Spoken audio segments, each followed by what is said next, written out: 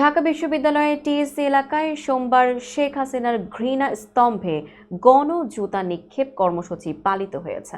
বিশ্ববিদ্যালয়ের বিভিন্ন সক্রিয় ছাত্র সংগঠনের উদ্যোগে এই কর্মসূচি অনুষ্ঠিত হয়। বিস্তারিত ডেস্ক রিপোর্টে। নেতাকর্মীরা এ সময় শেখ হাসিনার বিরুদ্ধে নানা স্লোগান দেন, যেমন রশি লাগলে রশি নে, খুনি হাসিনার ফাঁসি দে, ফাঁসি চাই খুনি হাসিনার এবং খুনি হাসিনার দুই গালে জুতা মারো তালে তালে। গণ অভ্যুত্থান চলাকালে টিএসসি এলাকায় আঁকা গ্রাফিতি মুছে ফেলার প্রতিবাদ জানিয়ে আয়োজকরা শেখ হাসিনাকে দেশে ফিরিয়ে বিচারের মুখোমুখি করার দাবি জানান। তারা বলেন, আওয়ামী সরকারের নেতাকর্মীরা দেশে অস্থিতিশীল পরিস্থিতি তৈরি করছে এবং বিগত 15 বছরের অপকর্মের বিচার হওয়া প্রয়োজন। এর আগে দুপুর 12টার দিকে রাজধানীর কারওয়ান বাজারে ছাত্রদলের উদ্যোগে শেখ হাসিনার কুশপুত্তলিকা নিয়ে একটি মিছিল বের করা হয়। মিছিল শেষে সার্ক ফোয়ারা চত্বরে শেখ হাসিনার প্রতীকী ফাঁসির আয়োজন করা হয়।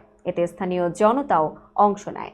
বেলা 2টায় টিএসসিতে প্রস্তুত করা ঘৃণা স্তম্ভে শেখ হাসিনার ছবির ওপর গণজুতা নিক্ষেপ কর্মসূচি পালিত হয়।